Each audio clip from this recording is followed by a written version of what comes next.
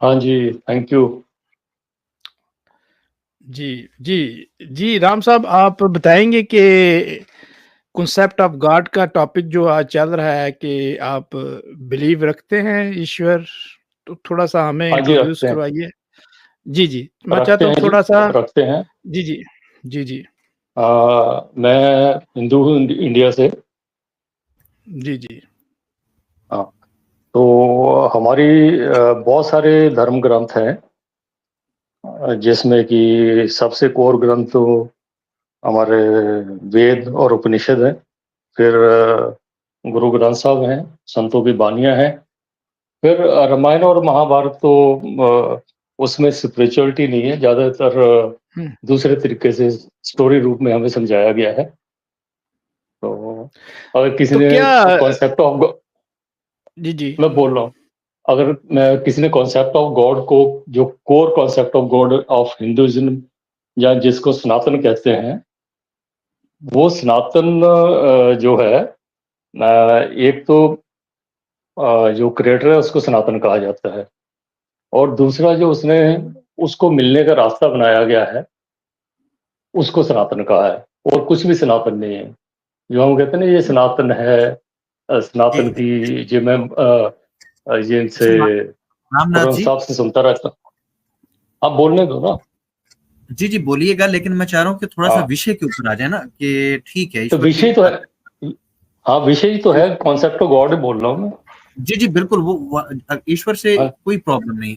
ईश्वर अवतार लेता हाँ, है या नहीं लेता, ये समझना चाह रहे हैं हम। देखो वेदों में तो इसका कोई रेफरेंस नहीं है। हाँ, जो भी ज़बरदस्त। महापुरुष आते हैं, हेलो, सुनिए, ठीक है, ठीक है। जो महापुरुष आते हैं उस परमात्मा के साथ अपने आप को एकाकार करते हैं, वो उनके लोग जो है फॉलो करते हैं, और उससे दूसरे लोगों को भी परमात्मा से जोड़ते हैं। तो देखें, उनको लोग अपने प्रेम में रामनाथ जी, यहाँ तक भी अवतार कह देते हैं। देखें, हाँ जी, हाँ जी। यहाँ तक भी अगर आप बात कहें और इन मानों में अवतार लें तो उसकी फिर भी कुछ समझ आती है। लेकिन आप जो कह रहे हैं, आप जानते हैं कि आपके हिंदू भाई ऐसा नहीं समझते, और ना आपके धर्मशास्त्र ये कहते हैं जो आप फरमा रहे हैं।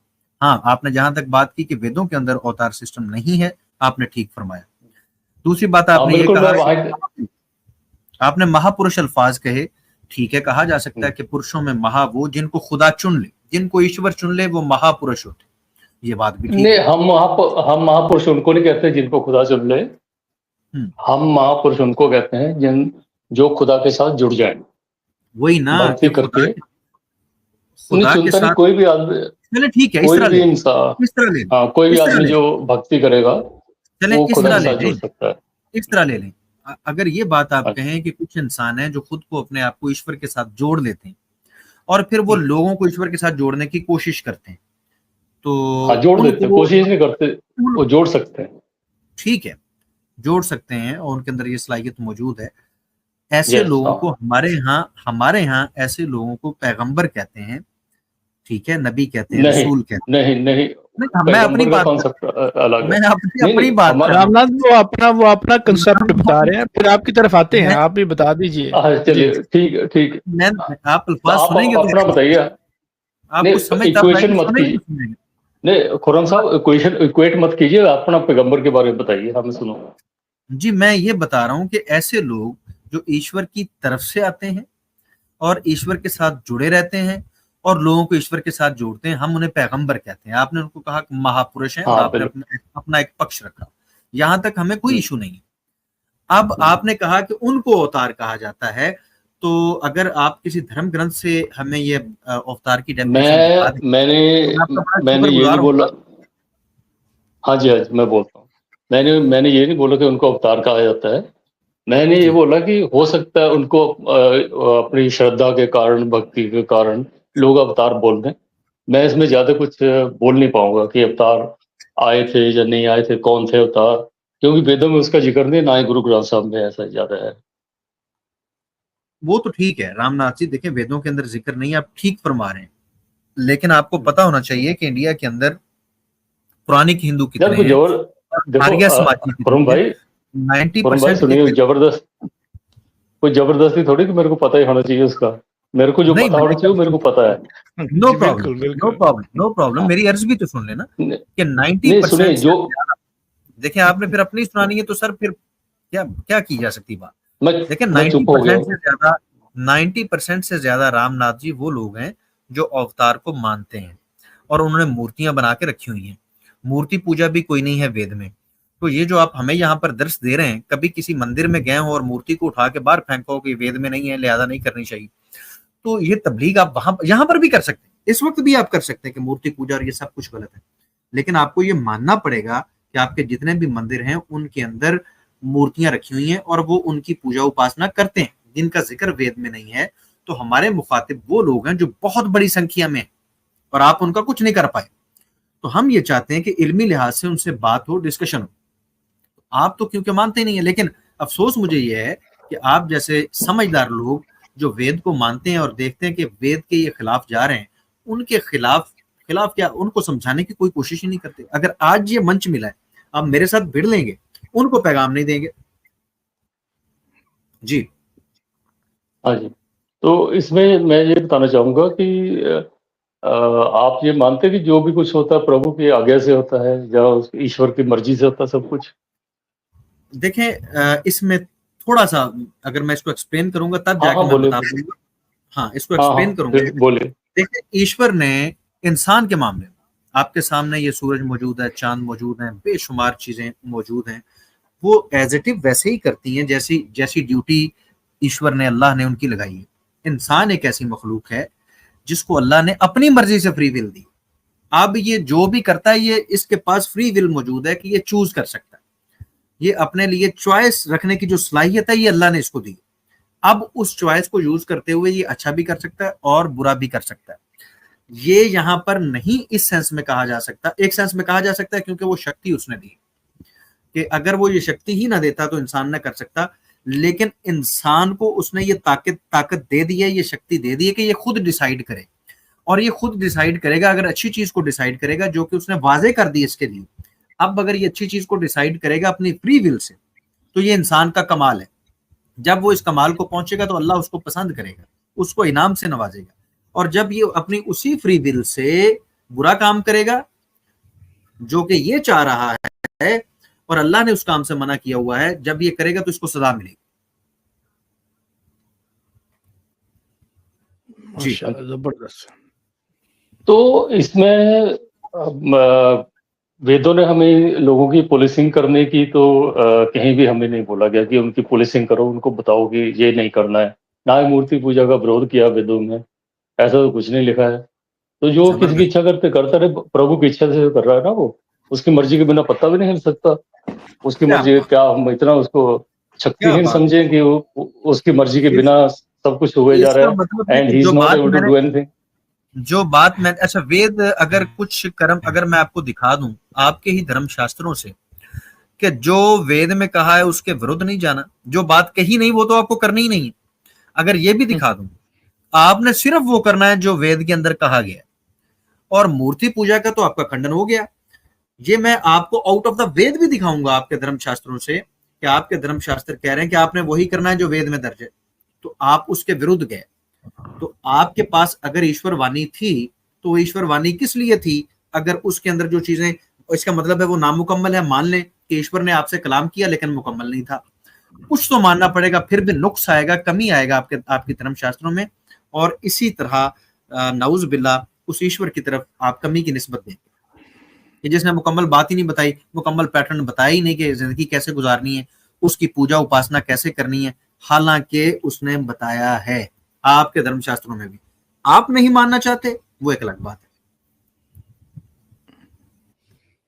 अब मेरे को वेद ने ये नहीं बताया कि अगर कोई नहीं मानता इन चीजों को तो उसके खिलाफ मैंने कुछ एक्शन लेना या उसको सुधार करने की कोशिश करनी। मेरे को जो रास्ता बताया गया, मिख निकाल देनी है।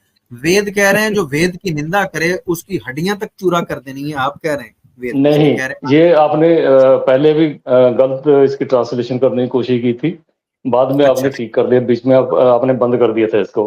तो अब मेरे को लगता है कि आपको पता है इसका अर्थ, तो हम डिस्कस नहीं करें। मैं इसमें मैं कोई डिबेट नहीं करना चाह रहा आपसे। आपने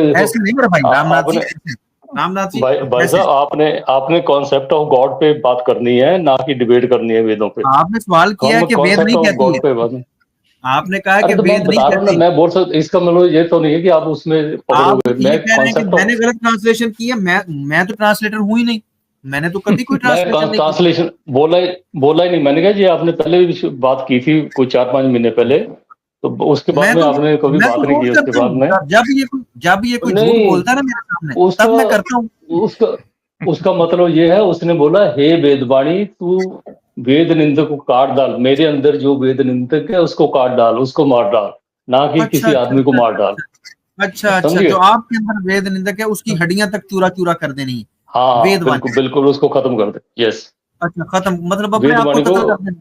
ये बिल्कुल। मुझे बताएं, ये हाँ, कौन सा अक्लमंद इंसान है जो वेद की निंदा करता है और अपने आप को मार डालेगा अपने अंदर से?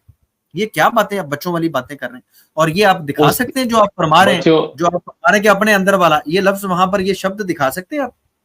हाँ दिखा सकते हो, लेकिन अभी नहीं दिखा पाऊंगा मैं ये। क्यों, अभी क्यों नहीं दिखाएंगे? अभी क्यों दिखाएं अभी, न, सामने देखना, अरे दिखाएं भाई ये जरा। कोई जबरदस्ती, मेरे को ढूंढना पड़ेगा उसको। आज नहीं, नहीं आप कह दिखा रहे सकता ना मैं भूलना भाई। ना भूलें, आप जब दिखाएंगे तब ये दावा कीजिएगा। आप हाँ मैं अपनी वेद अगली पे भी, अगली बार, नहीं नहीं, आपने उसको, अपनी उसके वेद पे ऊपर झूठ मेरे को बोल रहे बोला हैं। गया है।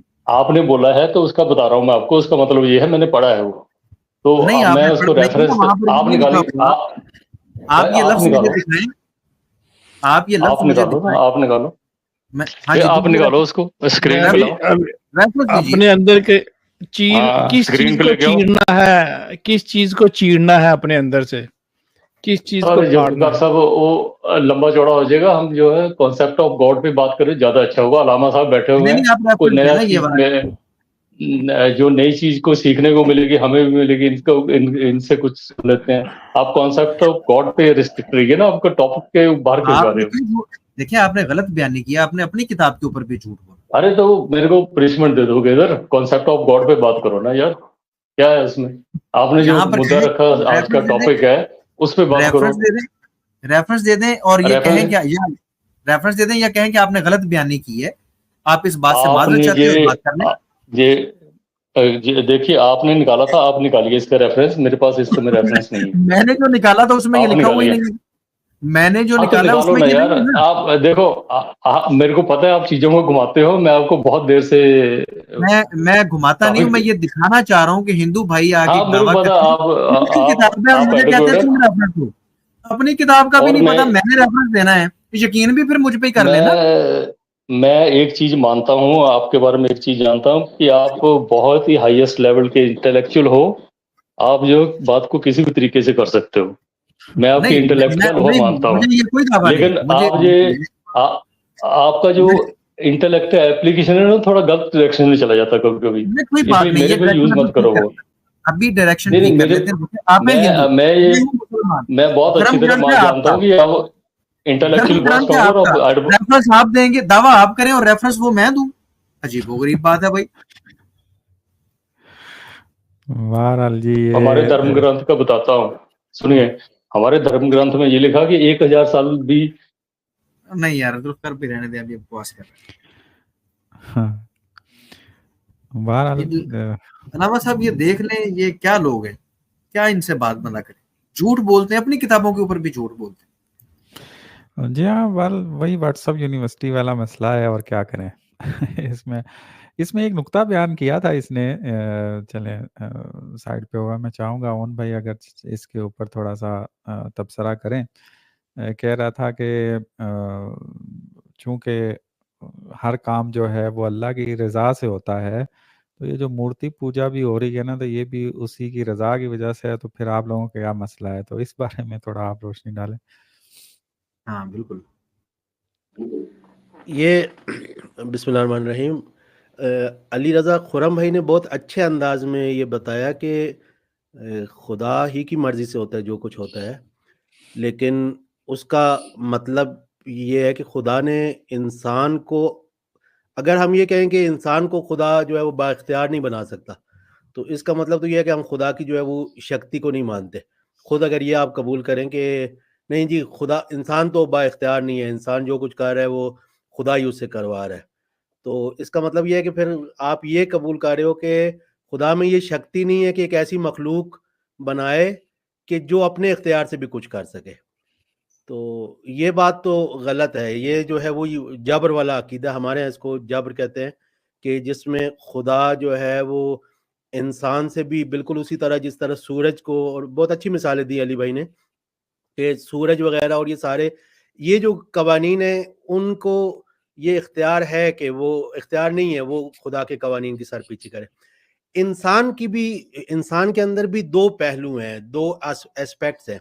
एक एस्पेक्ट ऐसा है कि जिसमें इंसान खुदा की मर्जी की सरपेची नहीं कर सकता। फॉर एग्जांपल मेरी एजिंग जो है, मेरी जो ग्रोथ है वो मेरी मर्जी से नहीं होगी, वो मेरी एजिंग होगी जो मर्जी। अभी मैं जितना चाहूं कि मेरे बाल सफेद ना हो, मेरी दाढ़ी सफेद ना हो, नहीं, इसने दाढ़ी ने जो है वो सफेद होना है।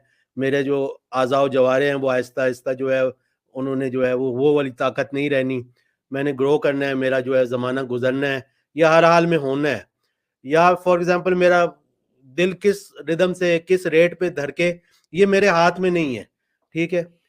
और सांस को किसी हद तक मैं कंट्रोल कर सकता हूँ, वो भी एक हद तक, उससे ज्यादा मैं कंट्रोल नहीं कर सकता। लेकिन कुछ चीजें ऐसी हैं कि जो जिसमें खुदा ने हमें इख्तियार दिया है, वो इख्तियारी अमल हैं जिनमें इरादा है। इसमें ये मुगालता है कि आप ये कहें कि ये जो इख्तियारी अमल है ये खुदा की मर्जी से हो रहा है और खुदा इस पे राजी है। नहीं, खुदा ने इंसान को जब बाइख्तियार बनाया है, उसको ये इख्तियार दिया है, उसको ये इरादा दिया है, उसको फ्री विल दी है, तो उसके बाद यूं तो नहीं है कि अब वो अपनी फ्री विल के साथ कोई गलत रास्ता जैसे ही अपनाए खुदा आए और उसको वहां से पकड़ के दोबारा सीधा कर दे। तो ये तो फिर फ्री विल ना हुई ना, फ्री विल। या आप कहें कि अब खुदा आके हर जगह आके इंटरफेयर करे, नहीं, खुदा ने फिर जो है ना उसने इरादा ये किया है, उसकी हिकमत ये है। जब उसने कोई आम बंदा भी, जब हम फॉर एग्जांपल एक कोच जो है वो कहता है कि ये जो मेरे खिलाड़ी हैं ये आज फ्री विल के साथ आपस में खेले, मुझे जरा इनका पता चले कि ये कितनी सलाहियत रखते हैं, इनकी मुझे सलाहियतें पता चले, फिर वो बार बार आके जो है वो रोके, उसे खेलने ना दे, तो ये तो कहेंगे कि हिकमत के खिलाफ है। या तुमने जिस मकसद के लिए उनको कहा था कि तुम मैदान में अपनी फ्री विल के साथ खेलो, उसी मकसद के खिलाफ है। तो खुदा ने जब फ्री विल के साथ खुदा ने लोगों का इम्तिहान लेना चाहा, खुदा ने ये चाहा कि मैं देखूं कि इनमें से कौन जो है वो मेरी रजा के मुताबिक अमल करता है, कौन नहीं करता, तो फिर यूं खुद खुदा की ही हिकमत ये है, खुदा ही का इरादा ये है कि इनमें से बाज लोग कम अज कम जो है वो अपनी मर्जी से काम करें। तो आप जो है ये जो है ये बिल्कुल भी जबर वाली बात थी जो उन्होंने की है, जो उन्होंने बात की है, बिल्कुल जबर वाली बात थी। बेहतरीन बेहतरीन, जबरदस्त हो गया।